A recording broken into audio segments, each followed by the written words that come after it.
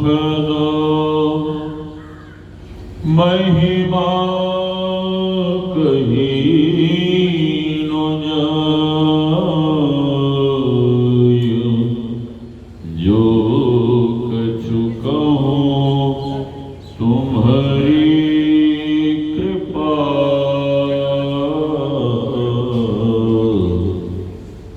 मोते कछु न बसाय। मेरा मुझ में कुछ नहीं, जो कुछ है गुरु तोय। तेरा तुझको सौंपता, क्या लागेगा मोर। तेरा तुझको सौंपता,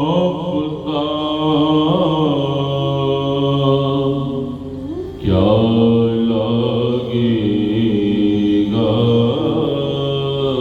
मोर।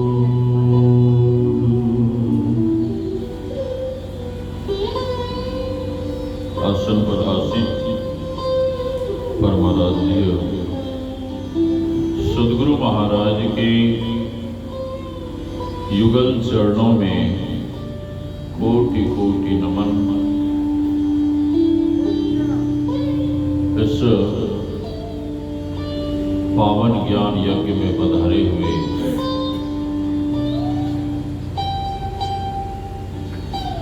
पूज्य गुरुजन, सत्संग प्रेमी महानुभावों, माताओं एवं भक्तिमती बहनों, आप सबों के भीतर विराज रहे परमात्मा स्वरूप आत्मा को हम वंदन करते हैं। सिय राम मैं सब जग जानी, करो प्रणाम जोरि जुग पानी। यही भाव लिए हम आप सत्संग ज्ञान रूपी गंगा में, सीधी महाराज को बोलिए ना, आवाज को ठीक करने की, आवाज को साफ करो।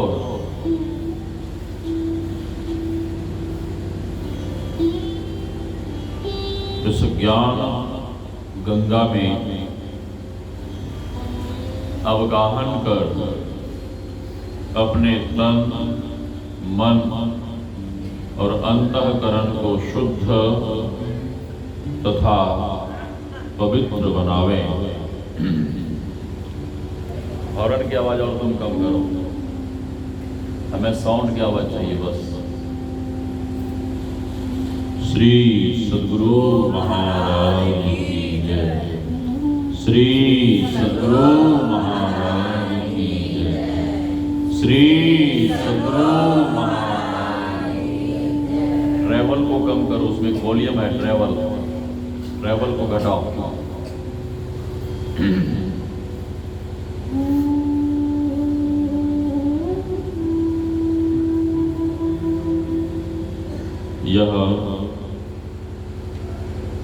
यहाँ पर हम आप ज्ञान यज्ञ का आयोजन जो देख सुन पा रहे हैं,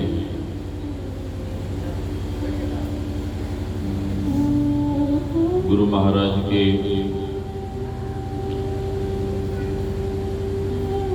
लाडले लाल दीपक कुमार जी और उनके पूज्य पिताजी, क्या नाम पिताजी? मनोज बाबू। मोबाइल की आवाज कम करवाइए, वहां से हम बढ़ा लेंगे। मनोज बाबू और उनके नाती के जन्मोत्सव पर यह ज्ञान यज्ञ का आयोजन आयोजित है।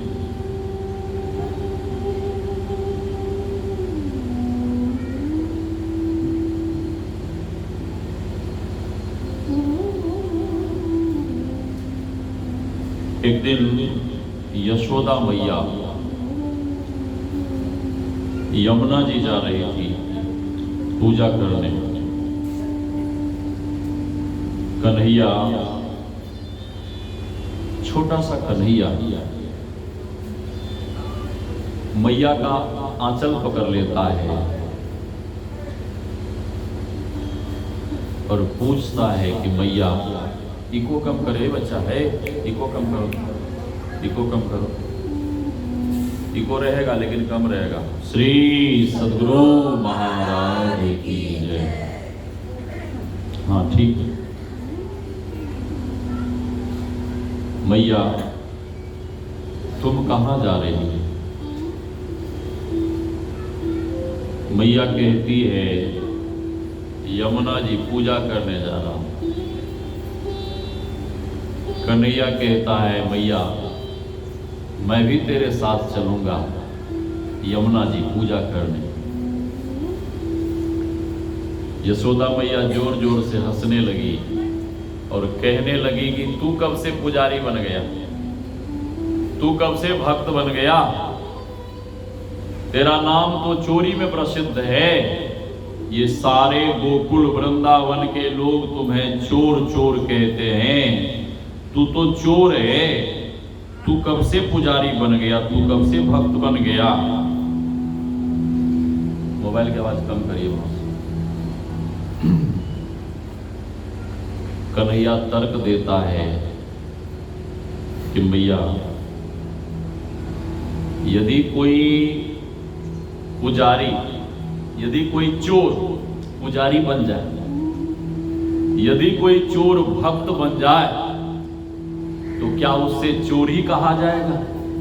मैया, मैं तो अभी पुजारी बना हूं, मैं तो अभी भक्त बना हूं। मैया मैं भी तेरे साथ चलूंगा यमुना जी पूजा करने। कन्हैया की प्रबल इच्छा देख मैया संग में ले लेती है, चल तू भी चल। मैया यमुना जी के तट पर पहुंचती है, स्नान करती है, कन्हैया को भी स्नान कराती है, वस्त्र पहनती है, कन्हैया को भी वस्त्र पहनाती है। पूजा पाठ कर अपनी सखियों के सहयोग से सैकड़ों घी के दिए जलाती है, गाय के घी का दीप जलाती है और दीप जलाती हुई मैया एक एक दीप को उठा उठाकर मंगल कामना करती हुई, मेरा कन्हैया सदा सानंद रहे, सदा प्रसन्न रहे, खुश रहे, मंगल कामना करती हुई मैया तो सुंदर सुंदर दीप को यमुना जी में प्रवाह करने लगी। जब कन्हैया का जन्मोत्सव आया तो यशोदा मैया ने क्या की? साउंड की आवाज और मोटा करिए। मैया ने क्या की? गाय के घी का दीप जलाई। लेकिन हम लोगों के यहाँ जब बालकों का, बच्चे लोगों का जन्मोत्सव होता है तो हम लोग क्या करते हैं? हाँ माताओं क्या करती हैं? हाँ ठीक, माता जी कह रहे मोमबत्ती जलाती। ये मोमबत्ती जलाना हम भारतीयों की परंपरा नहीं है। ये मोमबत्ती जलाना तो विदेश की परंपरा है, पाश्चात्य देश की परंपरा है। ठीक है, पाश्चात्य देश की परंपरा है। हम भारतीयों की परंपरा नहीं है। अच्छा, हम लोगों ने सीखा कैसे? मोमबत्ती जलाना कैसे सीखा? टेलीविजन देख देख के। टेलीविजन लोगों के आचार विचार व्यवहार आचरण का जो पतन हुआ है टेलीविजन के कारण, टेलीविजन के कारण। इतना दूषित वातावरण पहले नहीं था, इतना दूषित वातावरण पहले नहीं था। पहले तो लोग मेहनत करते थे और साग रोटी खा के चैन की नींद सोते थे। अभी हलवा पूरी खाने के बाद भी नींद नहीं आती। एक जगह सत्संग में गया था, करोड़पति के यहां, यही बिहार में। सत्संग के बाद वो मेरे पास आकर पैर पकड़कर रोने लगे। मैंने पूछा, आप रो क्यों रहे हैं, क्यों रो रहे हैं? तो उन्होंने कहा, महाराज भगवान का दिया हुआ सब कुछ है, भगवान का दिया हुआ सब कुछ है। धन धान्य से मैं परिपूर्ण हूं, बेटे पोते सब कुछ है, सारा वैभव है, सब कुछ है। फिर वो सेठ कहता है कि महाराज जी, कई वर्षों से मैं सोना चाहता हूं, नींद की गोली खाता हूं, फिर भी हमें नींद नहीं आती। तो किस काम का? धन वैभव किस काम का? किसी काम का। बेचैन है मानव, परेशान है। ये पाश्चात्य देश की परंपरा है मोमबत्ती जलाना। हमारी परंपरा क्या है? हमारी परंपरा है शुद्ध देसी गाय के घी का दीप जलाना। ठीक है, देसी गाय, ये जर्सी नहीं, फ्रीजियन नहीं। अंग्रेज लोगों को जब भारत के वीर सपूतों ने मार भगाया, जब मार भगाया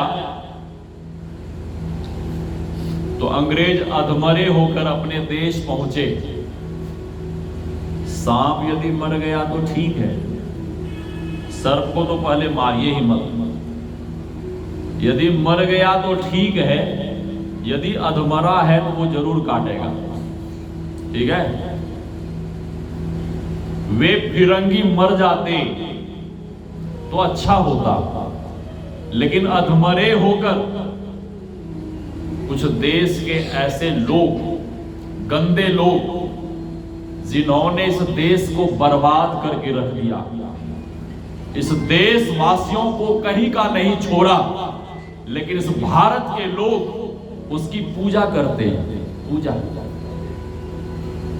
ये जो जन गण मन अधिनायक जय हो, भारत भाग्य विधाता 26 जनवरी और 15 अगस्त को हम आप गाते हैं खड़े होकर। क्या है, क्या बोलते हैं इस गीत को? राष्ट्रगीत। ये राष्ट्रगीत नहीं है, राष्ट्रगीत नहीं है। लोग पढ़ते हैं, लेकिन आधे पढ़े हुए लोग दुनिया में हैं, पूरे पढ़े हुए लोग दुनिया में नहीं है। ये राष्ट्रगीत नहीं है, ये तो जॉर्ज पंचम विदेश से आया था इस भारत में। और भारत के कुछ चाटुकार लोग, जो गलत लोग थे, जो इस देश के साथ गद्दारी करते थे। कौन? टैगोर परिवार को जानते हैं सर? जानते हैं? नहीं जानते हैं? मैं बताता हूं। रविंद्रनाथ टैगोर का नाम आप जानते होंगे। वो टैगोर परिवार से ही था, और टैगोर परिवार के सभी चाटुकार लोगों ने विचार किया, यह विचार किया कि जॉर्ज पंचम जो आ रहा है उसका आधिपत्य इस भारतवर्ष पर है, उसके इशारे पर यह शासन चल रहा है। जॉर्ज पंचम के आने के पहले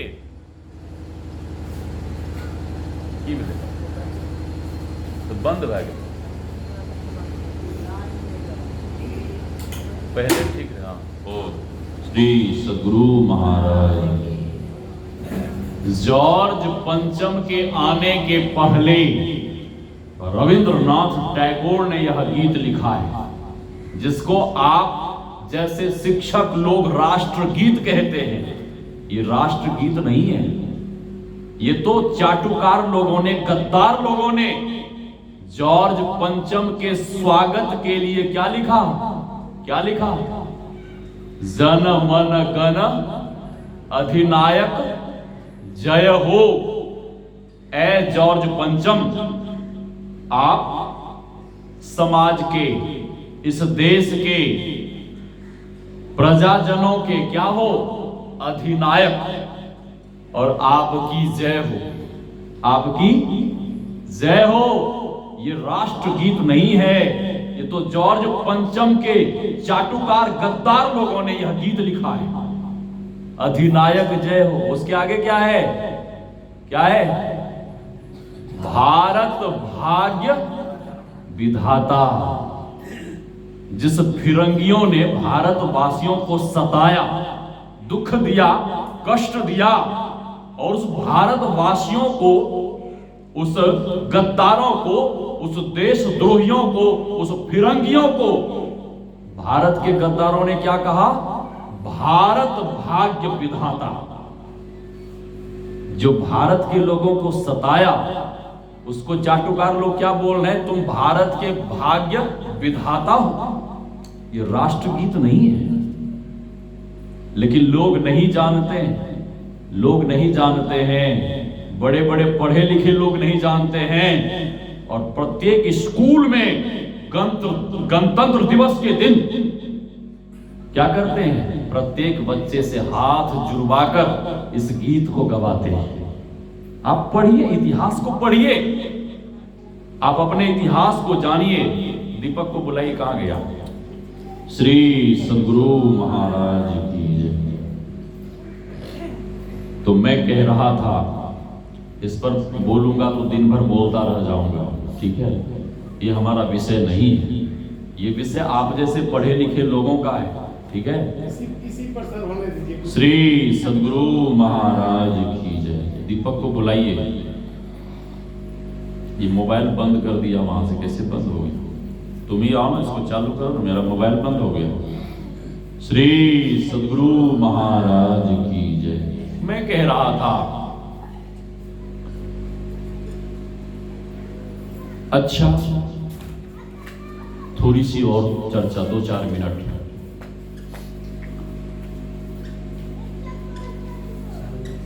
इस देश की आजादी में, अरे आवाज दिया हुआ है, यहां से पूरा आवाज है, ले जाओ मोबाइल वहां नजदीक, ब्लूटूथ छोड़ दिया वहीं से, ले पकड़ो पकड़ो। श्री सदगुरु, ये मोबाइल लो। श्री सदगुरु महाराज की। कहाँ चालू? अरे तुम मोबाइल लो ना, मजदी को ले जाकर चालू करो। ऐसे लगेगा। श्री सदगुरु महाराज। आप लगाइए मोबाइल, लगाइए मोबाइल। बीच में क्या आप ही चमत्कार करने लगते हैं महात्मा होके, जैसे चल रहा चलने दीजिए। श्री सदगुरु महाराज की जय। चप्पल लेके बिछावन पे चढ़ते हैं, लोगों को क्या शिक्षा देंगे आप? बिछावन पे लोग बैठते हैं सत्संग सुनने के लिए। श्री सदगुरु महाराज की। लाओ मोबाइल, लाओ।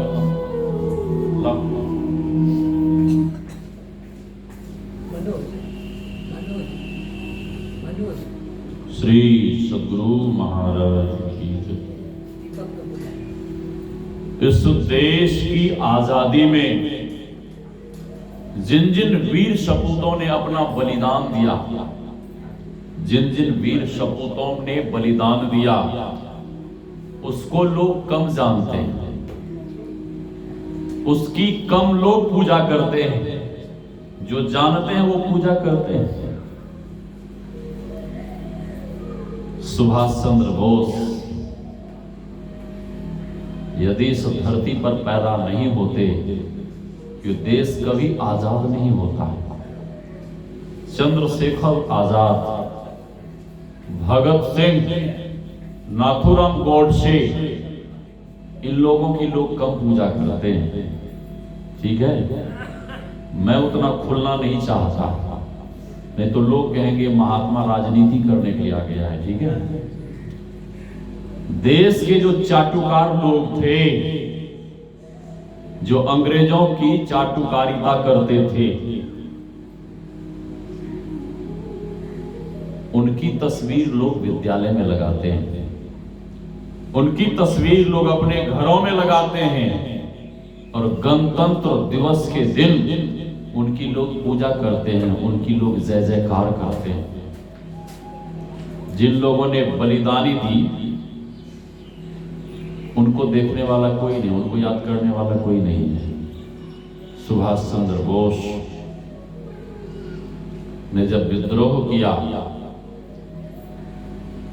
तो गांधी जी ने कहा कि तुम्हारे विचारों से हम सहमत नहीं हैं, तुम मुझसे अलग हो जाओ, तुम मुझसे अलग हो जाओ। और उन्होंने समझ लिया कि ऐसे में कभी भी यह देश आजाद होने वाला नहीं है, और वे अलग होकर विदेशों में, तमाम देशों में जाकर, उनके भीतर आत्मबल था, उनके भीतर आत्मबल था। ध्यान करते थे, वे ब्रह्मचारी थे। अनुकूल चंद ठाकुर के आचार्य से जुड़े हुए थे, संप्रदाय से ध्यान करते थे, मेडिटेशन जैसे हम आप ध्यान करते हैं उसी तरह से। विदेशों में तमाम वहां के मिनिस्टर से संपर्क कर वहां के सैनिकों की सहायता से युद्ध लड़े। सुभाष बाबू से एक बहुत बड़े करोड़पति प्रस्ताव रखा कि सुभाष बाबू, आप बड़े सुंदर हैं, आप बड़े सुंदर हैं, और हमारी बिटिया भी बहुत सुंदर है। आपकी इच्छा हो तो हम अपनी बिटिया का विवाह आपके साथ करने को तैयार हैं। क्या आप विवाह करेंगे? सुभाष बाबू कहते हैं कि मैं तो विवाह कर लेता, मैं विवाह कर लेता, लेकिन मुझे कोई दहेज देने के लिए तैयार नहीं। उस करोड़पति ने कहा कि जितना धन है मेरे पास, सब कुछ मैं देने के लिए तैयार हूं, सारा धन सब कुछ देने को तैयार हूं। आपको क्या चाहिए बोलिए? सुभाष बाबू से उस करोड़पति ने कहा, क्या चाहिए आप बोलिए, जो चाहिए हम देने को तैयार हैं। क्या चाहिए बोलिए? तो सुभाष बाबू कहते हैं कि हमें विवाह में दहेज के रूप में इस देश की आजादी चाहिए, इस देश की आजादी चाहिए। अमृतसर में जालियांवाला बाग में जो नरसंहार हुआ था, भगत सिंह बहुत छोटे थे उस समय, हाँ कम उम्र के थे। वे एक कांच की बोतल लिए कांच की बोतल, और बोतल लेकर उस लहू लुहान शमशान में गए जहां सैकड़ों लोगों की लाशें बिछी हुई थी और धरा पर रक्त ऐसे ही बह रहा था। वह रक्त, खून जमीन से उठा उठाकर बोतल में भर रहे थे। उनके साथियों ने कहा, इस खून को बोतल में भरकर क्या करोगे?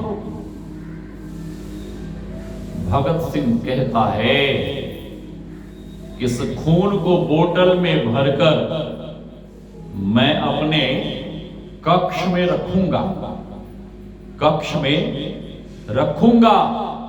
जब जब हमारी दृष्टि इस बोतल पे, इस खून भरे बोतल पे हमारी दृष्टि पड़ेगी, तब तक यह दृश्य हमें याद आता रहेगा। इसीलिए मैं बोतल में खून को भर रहा हूं। जिसकी हम आप पूजा करते हैं, जय जयकार करते हैं, उसने हम आपको कहीं का नहीं छोड़ा है। हम आप कहीं के नहीं हैं। हम आप भले सोच रहे हैं कि हम अमन चैन की जिंदगी जी रहे हैं, लेकिन आने वाला समय ठीक नहीं है। भविष्य, भारत का भविष्य, भारतवासियों का भविष्य ठीक नहीं है। और इसको बिगाड़ने वाला कौन है? बिगाड़ने वाला वही है जिसकी हम आप पूजा करते हैं, जो चरखा चलाते थे और लाठी लेकर घूमते थे कि मैंने इस देश को आजाद कर दिया। और वो देश को आजाद करता तो नाथूराम गॉडसे कभी उसे नहीं मारता, क्योंकि उसने देश के साथ गद्दारी की, इसीलिए नाथूराम गॉडसे ने उसे मार दिया। तो वे फिरंगी अधमरे होकर गए। कहां? अपने वतन को, अपने घर को लौटे। और वहां उसने बैठकर एक मीटिंग की, विचार विमर्श। क्या? भारत के लोगों को कैसे, किस तरह से बर्बाद किया जा सकता है। ध्यान से सुनिए। ब्रह्म की बातें, ज्ञान ध्यान की बातें सुनते रहते हैं। आजकल के जो युवा पीढ़ी के लोग हैं, उन्हें सुनना चाहिए। वे अधमरे होकर गए और उन्होंने मीटिंग की, विचार किया कि भारतवासियों को कैसे बर्बाद करना है, भारत को कैसे बर्बाद किया जा सकता है, कोई उपाय करो। तो सबसे पहला उपाय ढूंढा टेलीविजन। और धड़ल्ले से उन लोगों ने टेलीविजन भारत में भेजा। और घर में लोग टेलीविजन खरीद कर ले आए और अपना काम धाम छोड़कर अश्लील गानों और अश्लील चलचित्रों को लोग सुनने लगे, देखने लगे। ठीक है। उसके बाद भी वो शांति से नहीं बैठे। उसके बाद भी क्या किया? ये जो खेतों में लोग केमिकल डाल रहे हैं, वे विदेशी लोग गाय के गोबर से खेती कर रहे हैं। ठीक है। हजारों लाखों टन यहां इंडिया से गोबर का खाद वहां जा रहा है। वो गोबर से खेती करते हैं और हम आप क्या करते हैं? ये रासायनिक खाद, यूरिया क्या क्या डालते हैं और सारा अन्न दूषित हो गया है। और उसी दूषित अन्न को खा खा कर लोग बीमार पड़ रहे हैं। धड़ल्ले से शुगर लोगों को हो रहा है, ब्लड प्रेशर, हार्ट अटैक, ये तमाम तरह की जो बीमारियां हो रही है, इसका मुख्य कारण है अन्न का दूषित होना। इतना करके भी वो चैन से नहीं बैठे मास्टर साहब। इतना करने के बाद भी उन लोगों के मन में एक और विचार आया। क्या? सुअर के ब्रीड से गाय तैयार करो। सुअर के ब्रीड से, अब तो मानव भी तैयार होने लगा है। सुअर के ब्रीड से गाय तैयार करो। हम आपके यहां जो देसी गाय है, शाहीवाल, गिर, थार पारकर, ये सारा ब्रीड वो ले जा रहे हैं अपने देश में, और हम आपके लिए क्या भेज रहे हैं? जर्सी, फ्रीजियन और क्या क्या होती, मैं नाम भी नहीं जानता। और भारत के लोग दूध के लालच में, ये बाल्टी के बाल्टी दूध देती है, दूध के लालच में लोग घर घर में आए। देसी गाय खोजिए तो देखने को आपको नहीं मिलेगा।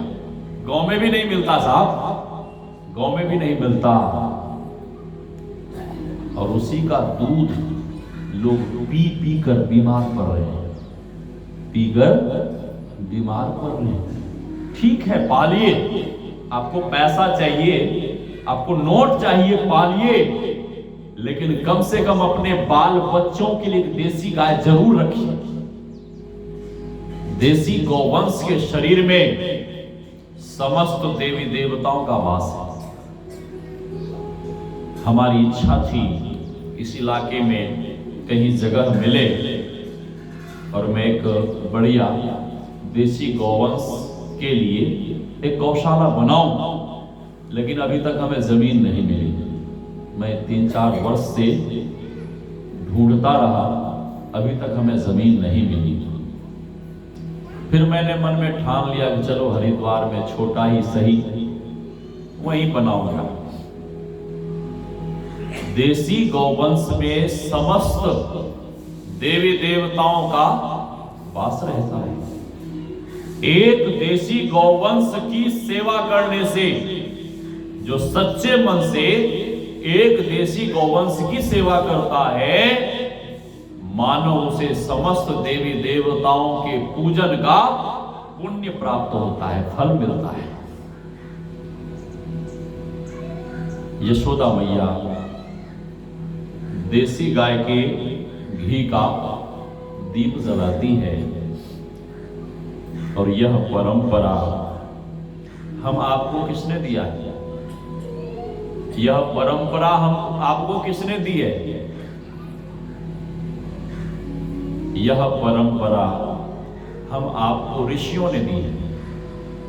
हम आप ऋषियों की संतान हैं, हम आप मनुपुत्र हैं, इसीलिए हम आप क्या कहलाते हैं? मानव।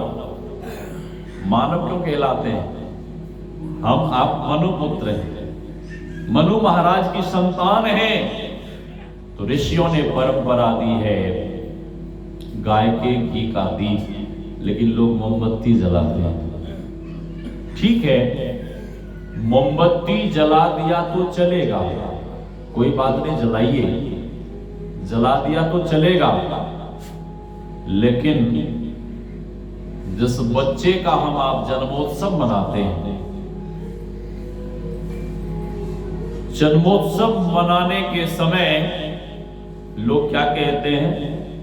Happy birthday to you, happy birthday to you कहते हुए खूब जोर जोर से तालियां पीटते हैं, ठीक है?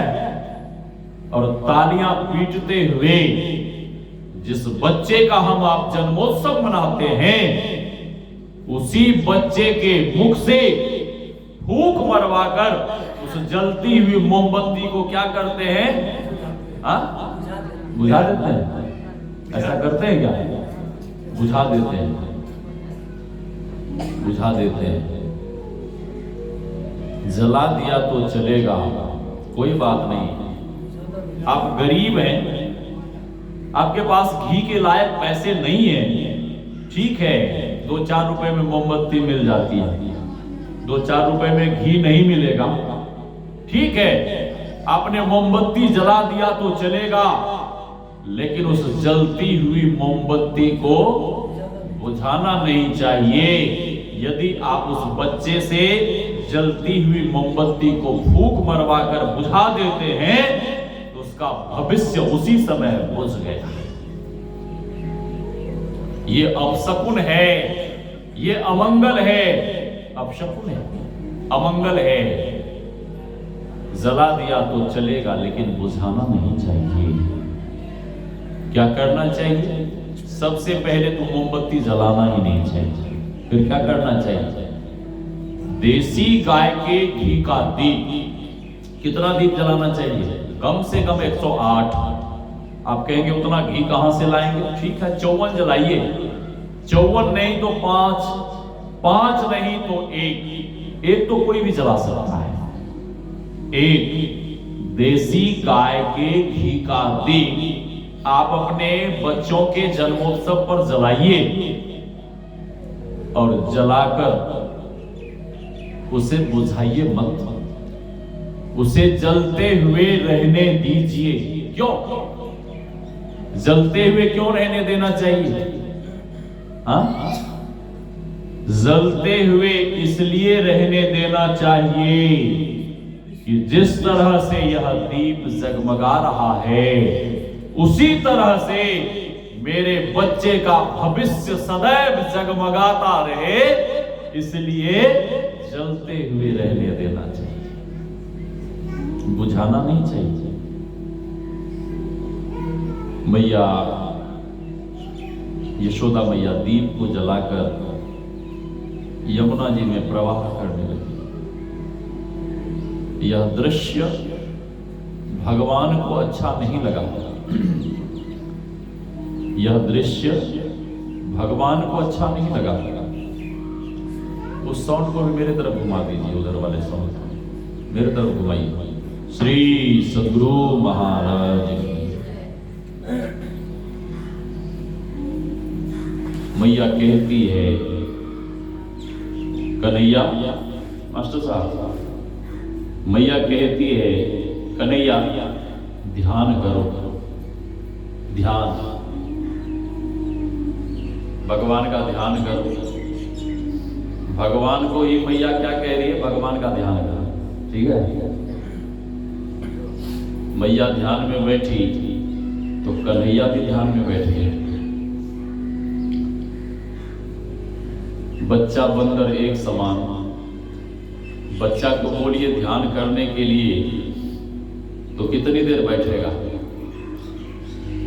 जितनी देर बैठेगा, जिस क्षण बैठेगा उसके दूसरे ही क्षण, आवाज कम करो थोड़ी सी माइक, उसके दूसरे क्षण आंख खोलकर देखेगा। एक बालक को एक महात्मा ने पूछा कि तुम ध्यान करते हो? बालक कहता हाँ बाबा, हम भी ध्यान करते हैं। महात्मा ने पूछा दीक्षा लिए हो?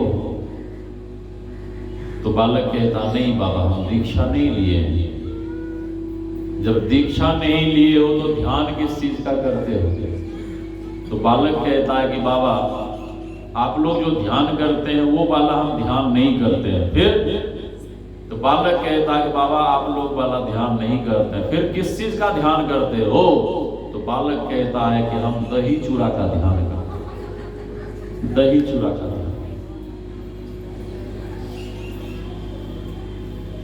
बालक कन्हैया दूसरे क्षण आंख खोलकर देखता है और मन ही मन कहता है कि मैया ने अच्छा नहीं किया।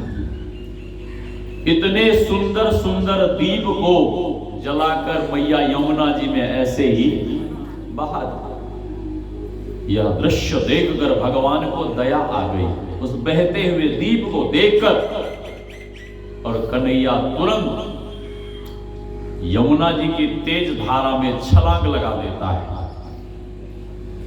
और कमर कमर भर पानी में जाता है। कन्हैया कहता है कि मैया, कन्हैया कहता है उस दीप से, बहते हुए दीप से हमारी ओर आ जाओ, हमारी ओर आ जाओ, हमारी ओर आ जाओ, नहीं तो बहते बहते कहां चले जाओगे, ठिकाना नहीं है। हमारी ओर आ जाओ, हमारी ओर आ जाओ, हमारी ओर आ जाओ। बहुत सारा दीप तो यमुना जी की तेज धारा में बह गया। बहुत सारा दीप यमुना जी की तेज धारा में बह गया। जो भगवान के पास आया, भगवान ने अपना पीतांबर फैलाया और उस बहते हुए दीप को उठा उठाकर अपने पीतांबर में रखने लगे।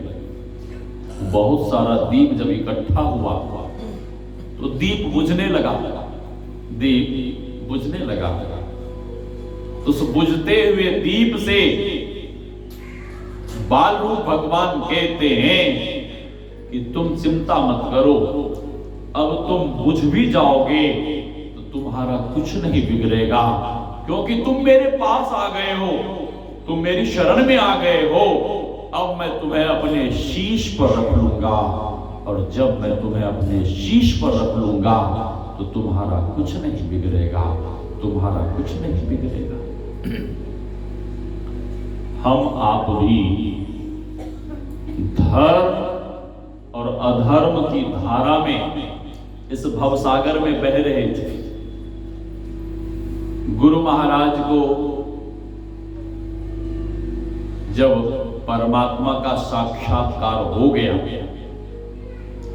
तो उनके भीतर भी दया आई कि हमने तो परमात्मा को प्राप्त कर ही लिया, लेकिन ये संसार के जीव, संसारी मानव इस भवसागर में बह रहे हैं। गुरुदेव अपने समाधि के सुख को छोड़, उस परमानंद के आनंद को छोड़, जन जन में पैदल बैलगाड़ी पर जो भी उन्हें कष्ट हुआ, जो भी उन्हें दुख हुआ, सारे कष्टों को सहते हुए उन्होंने आह्वान किया। क्या आह्वान किया? जितने मनुष्य तन धारी हैं प्रभु भक्ति कर सकते सभी। लास्ट में सभी शब्द है। गुरु महाराज ने उद्घोष किया, गुरु महाराज ने आह्वान किया कि सभी लोग भक्ति करो, सभी लोग भक्त बनो। तो क्या सभी लोग भक्त बने? हाँ? नहीं बने। सभी लोग भक्त नहीं बने। जो भक्त बने, जिन्होंने गुरुदेव का चरण शरण ग्रहण किया, जो भक्त नहीं बने, उन्हें इस भवसागर में डूबने से कोई नहीं बचा सकता। 84 के चक्र में जाने से कोई नहीं बचा सकता। और जिन्होंने संत सदगुरु का चरण शरण ग्रहण कर साधना की, ध्यान कर रहे हैं, भक्ति कर रहे हैं, भजन कर रहे हैं, उनका उद्धार निश्चित है। उनका एक न एक दिन इस भवसागर से निश्चित रूप से बेड़ा पार हो जाए। श्री सद्गुरु महाराज की। क्योंकि शंकराचार्य जी महाराज कहते हैं, गुरु चरणाम्बुज निर्भर भक्त संसाराद चिराग भव मुक्त। जो भक्त गुरु चरणाश्रित रहते हैं, वो भक्त एक न एक दिन इस भवसागर को निश्चित रूप से पार कर जाएंगे। कन्हैया दीप को पोटली बांधकर कहां आया? मैया के पास आके बैठ गया कि मैया तुम ध्यान कर रही हो तो मैं भी ध्यान कर रहा हूं। मोबाइल दीजिए, मोबाइल। श्री सद्गुरु महाराज की जय। समय देखने के लिए, समय तो बहुत हो गया, 9:15 बजे।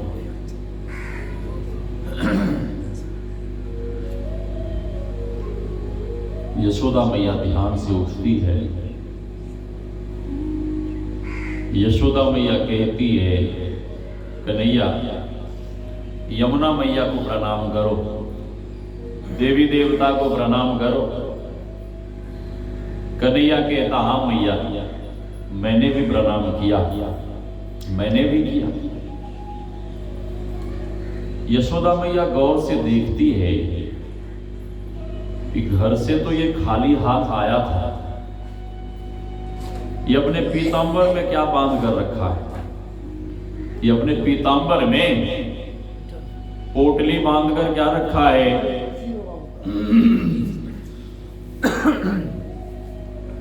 मैया पूछती है, क्या रे कन्हैया, इस तेरी पोटली में क्या है? कन्हैया कहता है, मैया किसी दूसरे की पोटली खोलकर नहीं देखनी चाहिए। मैया कहती ला दिखा। कन्हैया जब देने को तैयार नहीं हुआ और कन्हैया कहता है किसी दूसरे की पोटली खोलकर नहीं देखनी चाहिए, बात तो बिल्कुल सही है। किसी दूसरे का सामान खोलकर नहीं देखना चाहिए, क्या है नहीं है। यशोदा मैया कहती है कि बेटा बहुत अच्छी शिक्षा दे रहे हो, बहुत अच्छी बात कह रहे हो, किसी दूसरे की तो नहीं देखनी चाहिए, लेकिन चोर की जरूर देखनी चाहिए। ला दिखा इस तेरी पोटली में क्या है। कन्हैया देने को तैयार नहीं हुआ तो मैया जबरदस्ती पोटली छीनती है और अपने से खोलकर देखती है तो मैया की आंखें खुली की खुली रह गई। क्रोध से मैया की आंखें लाल हो गई और मैया पूछती है, क्या रे कन्हैया, तेरे पीतांबर में बांधने के लिए हमने दीप बहाई थी? क्या तेरे बुझाने के लिए हमने दीप जलाई थी? ऐसा तुमने क्यों किया? कन्हैया डर गया, लगता है कि पिटाई होगी, डंडे पड़ेंगे या उखल से बांधा जाऊंगा, काल कोठरी में बंद करेगी मैया, कुछ ना कुछ जरूर करेगी। कन्हैया डर के मारे कन्हैया कहता है कि मैया मैं अपनी आदत से लाचार हूं। क्या है तेरी आदत? किस आदत से तू लाचार है? कन्हैया कहता है कि मैया मैं बहते हुए को नहीं देख सकता। बाल रूप भगवान कह रहे हैं कि मैया मैं बहते हुए को नहीं देख सकता। मैया कहती है कि तुम अपने आप को इतने बड़े परोपकारी मानते हो तो हमने तो बहुत सारे दिए बहाई थी, उन सभी दियों को तुम ऊपर क्यों नहीं कर लिए? बाल रूप भगवान कहते हैं कि मैया बुला तो रहा था सबको, मैया बुला तो रहा था सबको, मैया जो बह गया सो बह गया। मैया जो मेरे पास आया मैंने उसे अपने पीतांबर में बांध लिया और मैया पीतांबर में बांध कर मैंने उसको अपने शीश पर रख लिया। मैया जिसको मैंने अपने शीश पर रख लिया उसका कभी कुछ नहीं बिगड़ेगा, उसका कुछ नहीं बिगड़ेगा, उसका कुछ नहीं बिगड़ेगा। भगवान श्री कृष्ण कहते हैं सर्वधर्मान परित्यज्य मामेकं शरणं व्रज अहं त्वा सर्व पापेभ्यो मोक्षयिष्यामि मा शुचः। भगवान श्री कृष्ण अर्जुन से कह रहे हैं कि हे पार्थ, सभी धर्मों को छोड़कर, उस समय इतना ये मत मजहब कुछ नहीं था, उस समय केवल एक वैदिक सत्य सनातन धर्म था और जितने मानव हम आप इस धरा पे हैं सभी लोग वैदिक सनातन धर्मी हैं। अभी भले लोग कह दें हम बौद्ध हैं, जैन हैं, सिख हैं, ईसाई हैं, लेकिन जितने मानव इस धरा पे हैं वो सभी वैदिक सनातन धर्मी हैं। भगवान कहते हैं सभी धर्मों, धर्म से तात्पर्य क्या है? क्या है सर?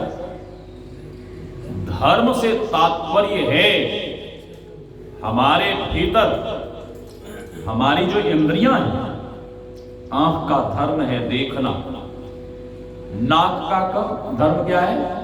श्वास लेना, गंध ग्रहण करना, जिह्वा स्वाद, त्वचा स्पर्श, ठीक है। जितनी भी हमारी इंद्रियां हैं सबका अलग अलग धर्म है। भगवान के धर्म कहने का तात्पर्य यही है कि अपने इंद्रियों के धर्मों से ऊपर उठकर, अपने इंद्रियों के धर्मों से ऊपर उठकर हमारी शरण में आ जाओ और हम तुम्हें सभी पापों से मुक्त कर देंगे। धर्म से, इंद्रियों के धर्म से ऊपर कैसे उठेंगे, ये भी तो जानना चाहिए। इंद्रियों के धर्मों से ऊपर उठने का एक ही उपाय है, वह है ध्यान। ध्यान।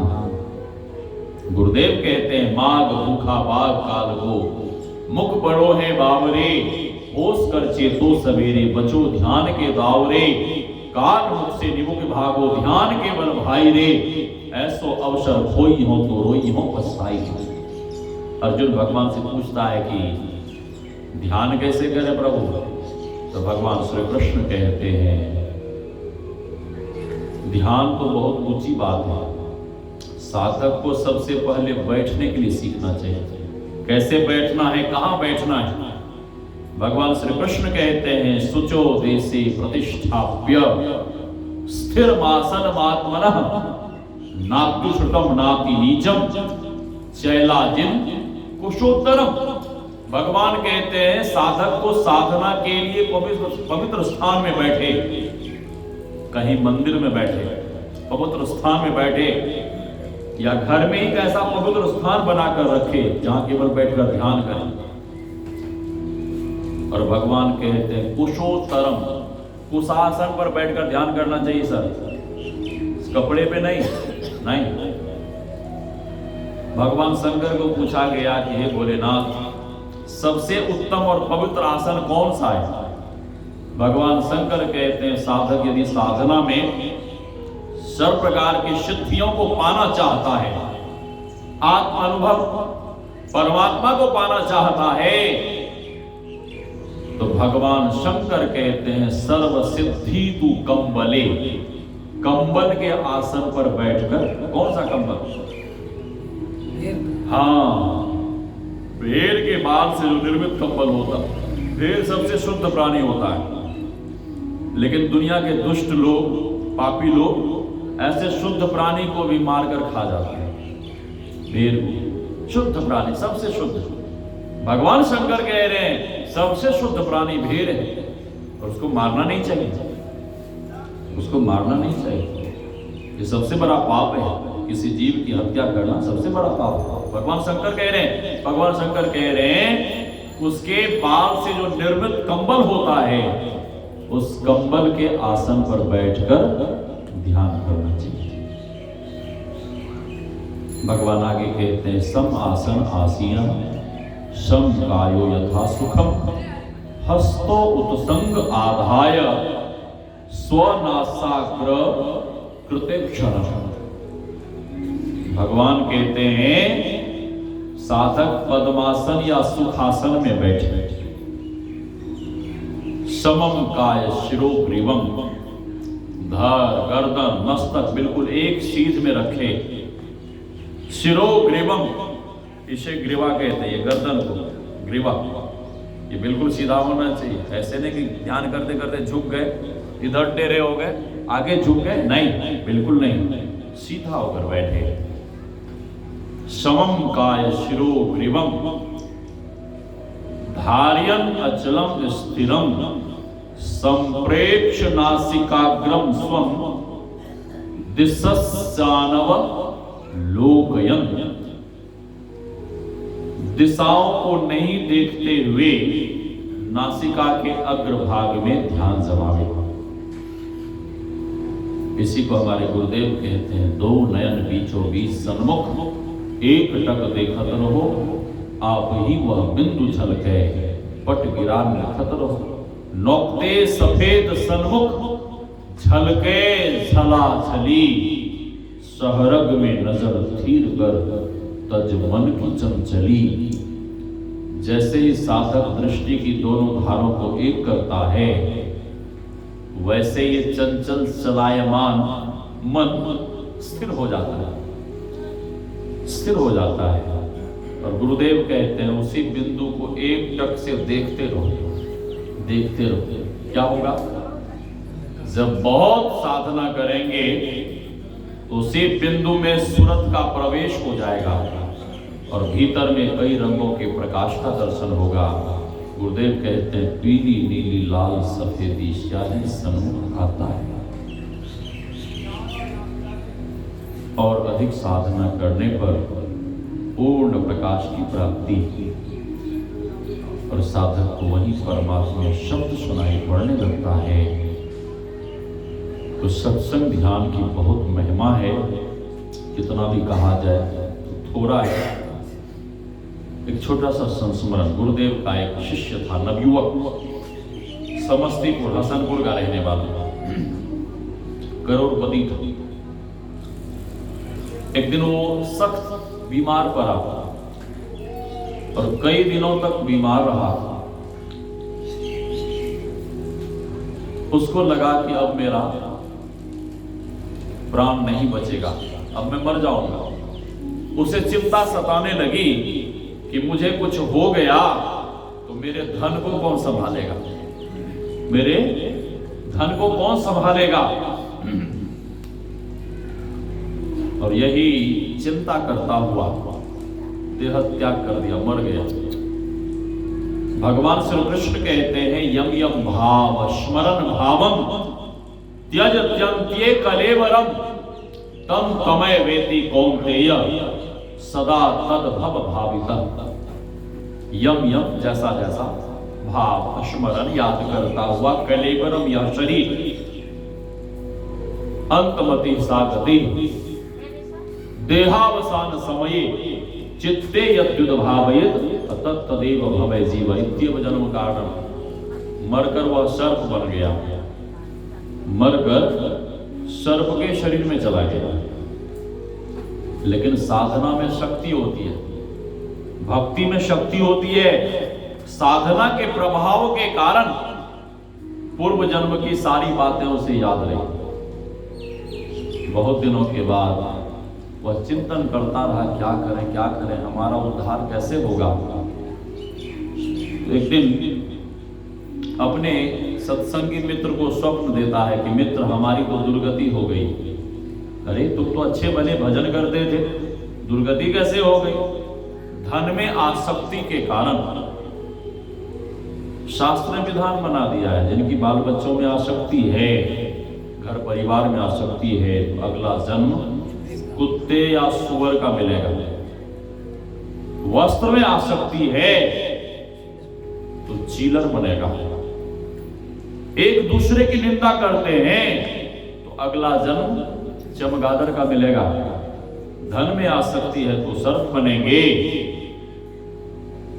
अपने मित्र को स्वप्न देता है कि मित्र हमारी तो दुर्गति हो गई। बैठिए। श्री सद्गुरु महाराज, हम क्या करें? मित्र मेरे ऊपर थोड़ी सी दया करो, कृपा करो। क्या? मित्र गुरु महाराज के ऊपर हमें पूरा विश्वास है। क्या? मित्र कल प्रातः गांव के बाहर वटवृक्ष के पास आना, वहां एक बिल है, उसी बिल में मैं रहता हूं, मेरा नाम लेके पुकारना। मित्र मैं बिल से बाहर आऊंगा, तुम डरना मत। थोड़ी देर बैठकर जप करना, ध्यान कर देना, स्तुति प्रार्थना करना और पदावली से गुरु महाराज के 5 वाणी को गा के सुना देना। मित्र तुम इतना कर दोगे तो मुझे गुरु महाराज के ऊपर इतना विश्वास है कि तुम्हारे इतना करने मात्र से ही मैं सर्प देह से मुक्त हो जाऊंगा। यह सत्संगी मित्र जगह स्वप्न की सारी बातें याद रही। ये सत्संगी मित्र गया नंद किशोर बाबा के पास। नंद किशोर बाबा से कहता है कि बाबा चलो ना थोड़ी देर मेरे मित्र के उद्धार के लिए सत्संग ध्यान करो। नंद किशोर बाबा ने कहा कि तुम्हारे मित्र ने सत्संग ध्यान करने के लिए तुमसे कहा है कि हमसे कहा है? वह सत्संगी कहता है कि हमसे कहा है। बाबा ने कहा तुम जाके करो। नवयुवक गया डरता हुआ, जैसे उस वृक्ष के पास पहुंचकर अपने मित्र का नाम लेके पुकारा तो सचमुच में बहुत बड़ा विषधर सर्प बिल से दौड़ता हुआ उसके सामने आकर फन जोड़ के खड़ा हो गया। अब इसे डर भी लगे कि ध्यान में बैठूंगा, काटेगा तो मैं तो मर ही जाऊंगा। फिर कहता चल कोई बात नहीं, मित्र की भलाई के लिए मेरे प्राण भी चले जाए तो कोई बात नहीं, ठीक है। आजकल लोग फेसबुक पे बहुत मित्र बनाते हैं। मैंने सुना है, मैंने फेसबुक का आज तक चेहरा नहीं देखा कि फेसबुक कैसा होता है।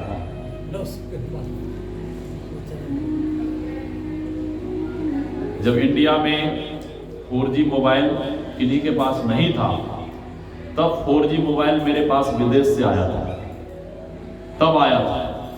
लेकिन तब से अब तक मुझे पता नहीं कि फेसबुक क्या होता है, गोरा होता है कि काला होता है, कैसा चेहरा होता है, नाटा होता है कि मोटा होता है। फेसबुक पे आजकल के बच्चे लोग बहुत फ्रेंड बनाते हैं, लेकिन वो फेसबुक वाला फ्रेंड धोखा देता है, धुरताई करता है, धोखा देता है। और बच्चे लोग अपने माँ बाप से छल करते हैं, कपट करते हैं, झूठ बोलते हैं और उस फेसबुक वाले फ्रेंड के साथ अपने माँ बाप से झूठ बोलकर इधर उधर फरार हो जाते हैं, भाग जाते हैं, गायब हो जाते हैं, ठीक है। और वो फेसबुक वाला फ्रेंड धोखे से शूट कर देता है, धोखे से गले में रस्सी लगाकर मार देता है, पेट्रोल छिड़क के आग लगा देता है। तो गांव घर का जो सीधा साधा दोस्त होता है वही काम आता है। तो आजकल के बच्चों से कहिए कि इस फेसबुक वाले फ्रेंड से बचे, सावधान रहे, नहीं ये बर्बाद करके रख देता है।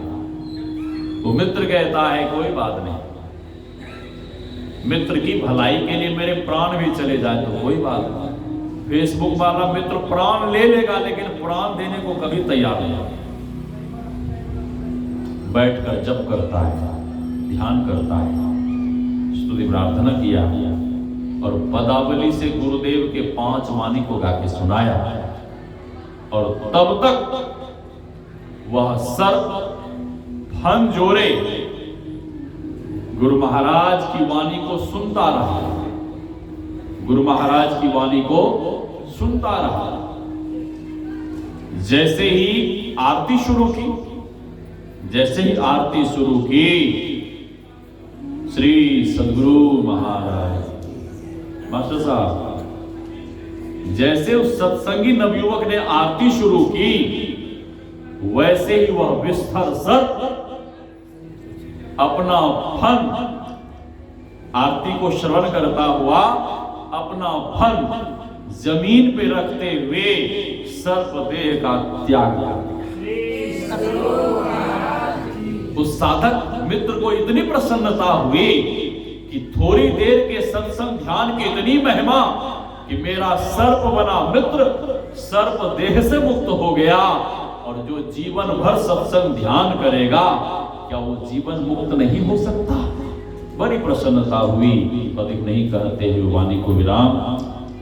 तो ये हमारे दीपक जी का जो भांजा है, जिसके जन्मोत्सव पर यह सत्संग ध्यान यज्ञ का आयोजन हुआ। भगवान श्री कृष्ण कहते नहीं ज्ञानेन स्वदृशम पवित्रम यह विद्यते श्रेयान द्रव्यमयात् यज्ञात् ज्ञान यज्ञ परं तपः। क्या उसका नाम कुछ रखे है क्या? नैतिक, बालक का नाम नैतिक है। तो नैतिक के लिए मैं गुरु महाराज से प्रार्थना करता हूँ कि गुरुदेव वह दीर्घायु वो स्वस्थ रहे और आपकी कृपा दृष्टि उस बालक के ऊपर बनी रहे। आप उस बालक को विद्या बुद्धि और प्रेमा भक्ति प्रदान करने की कृपा करें। और नैतिक की मम्मी के लिए, उनके पापा के लिए, उनके नाना नानी के लिए, उसके मामा के लिए, उसके पूरे परिवार के लिए, आप आए हुए तमाम गुरुजनों के लिए, माताओं बहनों के लिए मैं गुरु महाराज से प्रार्थना करता हूँ, आप सबों का जीवन सुखद, समृद्ध एवं भक्ति में बने। इसी शुभकामना के साथ बोलिए श्री सद्गुरु महाराज की जय, श्री सद्गुरु महाराज की जय, श्री सद्गुरु महाराज की जय। एक छोटा सा भजन सुन लीजिए, फिर आरती हो जाए।